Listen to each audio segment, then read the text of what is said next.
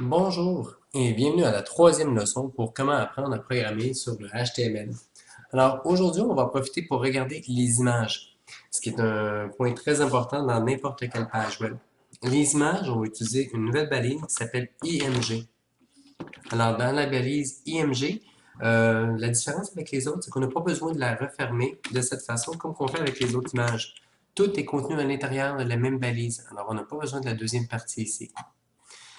L'attribut le plus important dans le IMG va être l'attribut SRC. Ça, c'est l'attribut qui va nous dire quel est le nom de l'image. Alors, pour notre exemple, on va prendre une image que j'ai déjà ici de côté, qui est un sourire.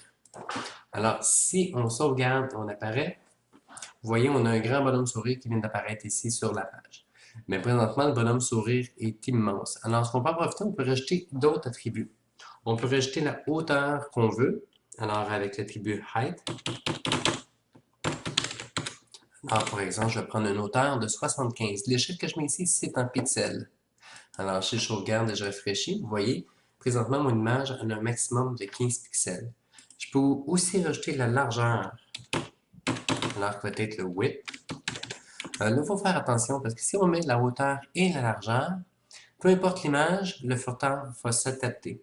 Alors, pour vous donner un exemple des drôles de résultats qu'on peut avoir, en disant que je mets une largeur de 200 pixels ou une hauteur de 75, on va avoir une image légèrement déformée. Tandis que si on met juste un des deux attributs, disons si je mets juste la largeur ici, on va se retrouver avec une image qui va toujours garder les mêmes proportions automatiquement. Il va juste redimensionner sur celui qu'on a mis. Alors on peut mettre soit un, l'autre ou les deux. Ensuite, qu'est-ce qui peut toujours être pratique? Là, on va sortir du terme de cette leçon, mais on s'en va déjà dans la leçon 5. Souvent, on a l'image qui apparaît en haut, mais on aimerait ça qu'elle soit, que tout le texte soit à côté. Alors, on peut rajouter un petit attribut de style. Dans le style, c'est là qu'on va pouvoir décider à quoi va ressembler notre page, qu'on peut changer les couleurs, qu'on peut changer plein de choses. Et c'est un avant-goût pour le CSS, qui va être Cascading Style Sheet, qui est pour un document séparé qu'il utilise pour toutes les mises en page de notre page web. Alors ici, dans ce cas-là, je vais demander à mon image de flotter du côté gauche. Alors, tout est en anglais. Alors, je vais utiliser la commande float et je vais dire va à gauche. J'aurais pu dire aussi à droite qui l'aurait fait flotter de l'autre côté. Alors, je sauvegarde et je réfléchis. Vous voyez, maintenant, on voit que l'image est toute seule à gauche et tout le texte va s'aligner automatiquement à droite.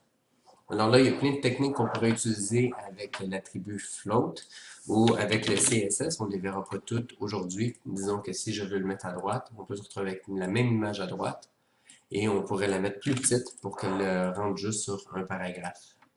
Et voilà. Alors, c'est la conclusion pour notre leçon sur le HTML. Alors, la prochaine fois qu'on va se voir, on va commencer à parler sur les listes ordonnées et désordonnées qui peuvent être très pratiques quand on va les mélanger avec du CSS pour nous faire des beaux menus interactifs. Alors, sur ça, à la prochaine. Merci beaucoup. Au revoir.